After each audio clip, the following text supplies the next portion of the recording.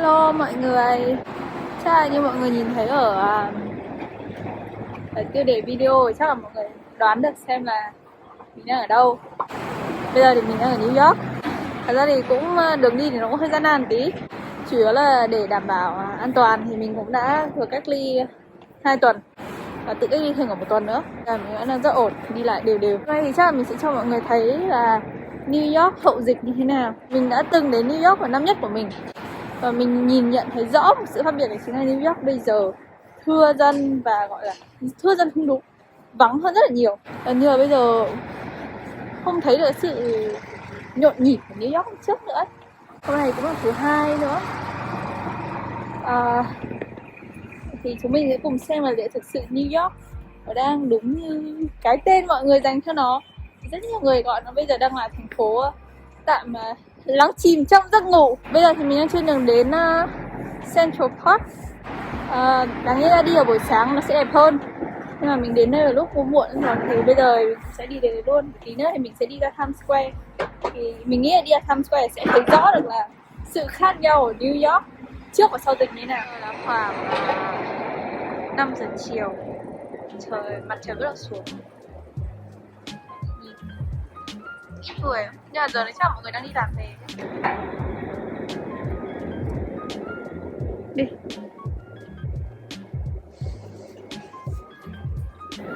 Hôm nay thời tiết thì cũng không quá là lạnh, hoặc là tại vì mình mặc cái áo này của mình như kiểu áo đại Hàn Hàn Quốc ấy, ấm. Cũng không có gió. Nói chung là thời tiết khá là ok để mình đi bộ.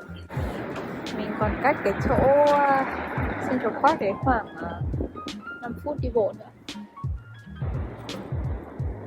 Chắc là phải 3 năm rồi mình mới quay lại New York. Khác hẳn, tâm thế khác hẳn. Tầm 5 giờ chiều như này mình nghĩ là nó sẽ phải đông hơn như này, vì là tầm của mọi người đi làm về ấy. Cảm giác như tại vì bây giờ dịch mọi người ở nhà làm hết rồi, làm remotely hết rồi, nên là nó khá là vắng.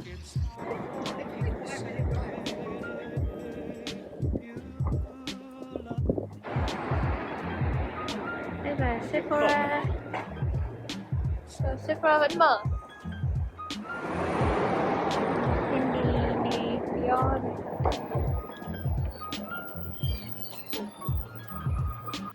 Trên đầu mình là nhà cao tầng. Mọi người nhìn trời ở đây lúc 5 giờ 5 rưỡi chiều. Này trời giống 7 giờ tối, 7 rưỡi tối ở Việt Nam. Trời tối nhanh. Mùa đông phải cần tối nhanh hơn. Rất bình thường ở New York nếu mà đi lại đi bằng bus, xe buýt hoặc là đi bằng tàu điện ngầm nữa đất thì nó sẽ tiện rất là nhiều. Ví dụ như thay vì từ nãy là mình đi bộ gần 45 phút rồi thì mình có thể đi tàu điện ngầm chắc mất khoảng 10 phút, 15 phút. Nếu đang dịch thì mình sẽ không trèo đến cái chỗ đấy. Tàu điện ngầm với cả xe buýt thì nó vẫn hoạt động. Sẽ chọn đi bộ.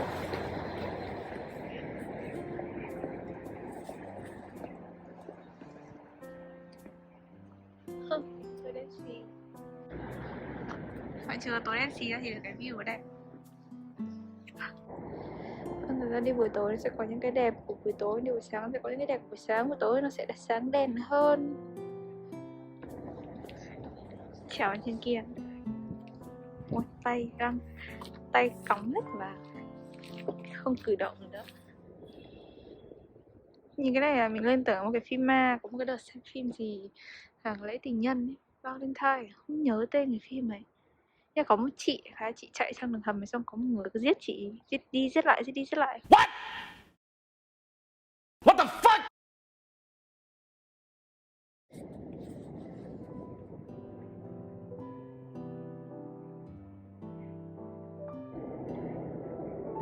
Đây là New York lúc 6 giờ tối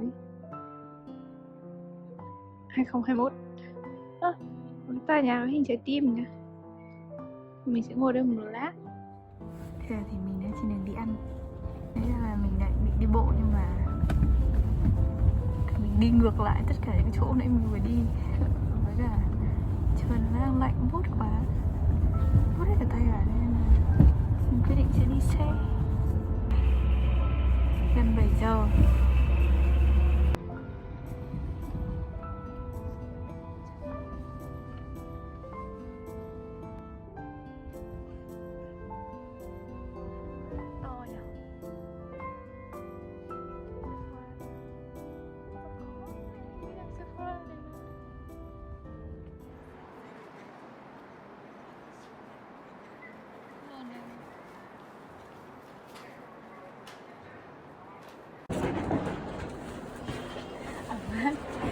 Sao chà.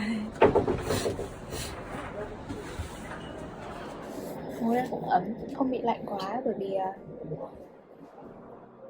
trên đầu mình có lò sưởi. Mà hay lắm nhá, cái chỗ nào người ta ngồi người ta mới bật chứ nó cũng không bật hết. Nó không bật hết không nhỉ? Không bật hết, không bật hết. Như cả mỗi người một buồng ăn không ấy.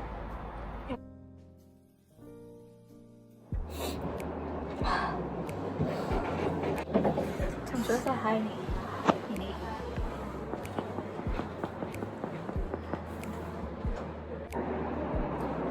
Đây chắc là điều ăn khác biệt giữa trước và sau dịch. Dine-in bên ngoài trời nhưng mà cảm giác như ở bên trong. Nhưng họ xếp cho ngồi cách nhau, không một buồng. Có cái này để bỏ đồ. Thật là nhầm, 3 năm đánh chứ. Không có nhầm đâu. Lúc lên New York, 3 năm trước lên New York chưa được uống rượu official. Bây giờ thì đường chính thì gọi sake rồi.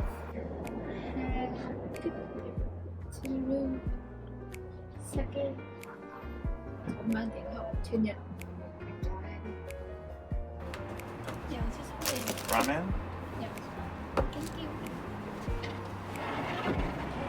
Không to lắm. Thank you.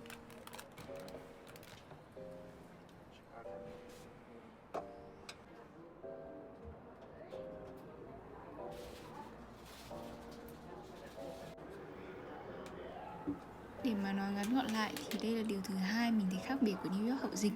Ngoài việc người và đường vắng hơn rất nhiều thì đấy chính là các nhà hàng sẽ ăn theo dạng trong nhà nhưng mà pha phong cách ăn kiểu ngoài trời. Đa số thì các quán ăn vẫn phục vụ người trực tiếp, họ sẽ có các kiểu bạt dựng ngay đối diện nhà hàng như này này. Và cũng giới hạn số lượng người, nhà hàng nào chứa được nhiều thì từ 15 tới 20 người, không thì tối thiểu là 10 người. Như này thì cũng rất là ấm vì như mọi người thấy đấy thì có lò sưởi ngay trên đầu mình luôn. Đi ăn như này thì sẽ hiếm khi nhận đặt bàn trước, chủ yếu là kiểu first come first serve, là ai đến mà may mắn đang có bàn thì ok ngồi vào ăn luôn. Thế nên gần như hiếm thấy cảnh mọi người đứng xếp hàng dài chờ ăn nhà hàng ở New York như trước kia. Nhưng mà như này cũng hay, vì đi ăn sẽ không phải xếp hàng nữa. Nhưng mà thật ra cũng hên xui vì lúc nào mình tới mà không có bàn thì lại phải tính đi ăn chỗ khác.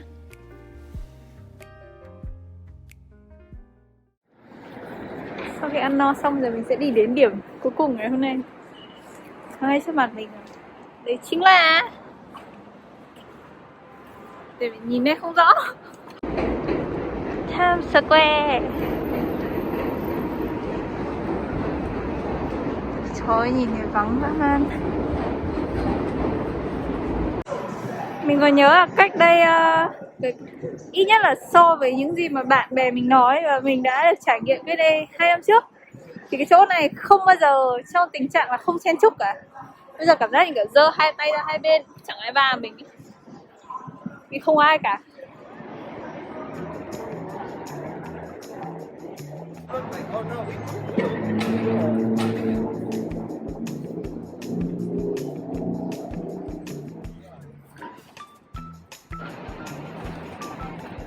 Vắng quá.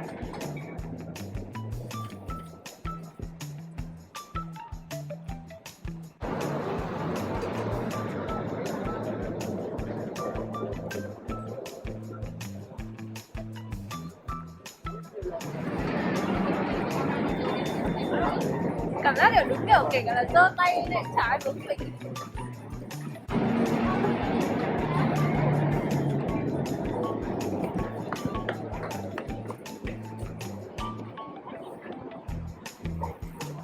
Nói chung là thật ra New York thì không hẳn là Dead City, nhưng chỉ là thưa City thôi.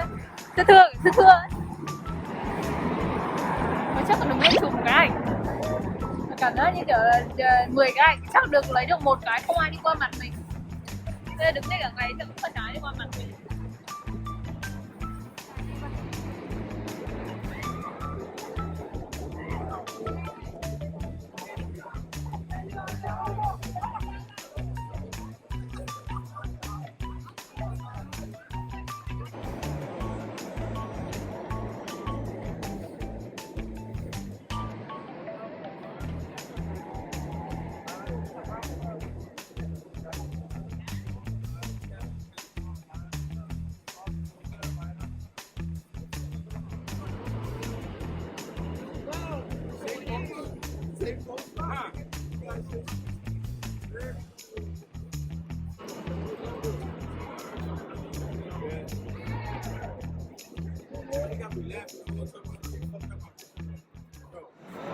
Chung quy lại tổng kết thì New York sau dịch vắng hơn thật, vắng hơn nhiều. Mọi thứ cũng đóng cửa sớm hơn, đường thưa hơn, người đi lại cũng thưa hơn. Nhưng mà được cái là đấy là mọi người cũng có ý thức đeo khẩu trang. Ít nhất là 10 người trên phố thì 9 người đeo khẩu trang. Đấy thôi. Trời cũng không lạnh lắm. Trời chủ yếu là gió buốt tay. Bây giờ mình sẽ ngồi đây khoảng 15-20 phút nữa, xong rồi mình về mình nghỉ ngơi, và nếu như có cái gì hay hỏi thì mình sẽ update cho mọi người. Và nếu mà mọi người có bất cứ một câu hỏi gì hay là chủ đề gì mà muốn mình làm về thì đừng ngại comment bên dưới cho mình biết. Nếu mà mình có sai sót gì thì mong mọi người thông cảm. Comment bên dưới góp ý cho mình biết nha. Đừng quên like và subscribe kênh của mình để đón chờ những video tiếp theo. Và bye bye mọi người, mũi đỏ hết lên rồi.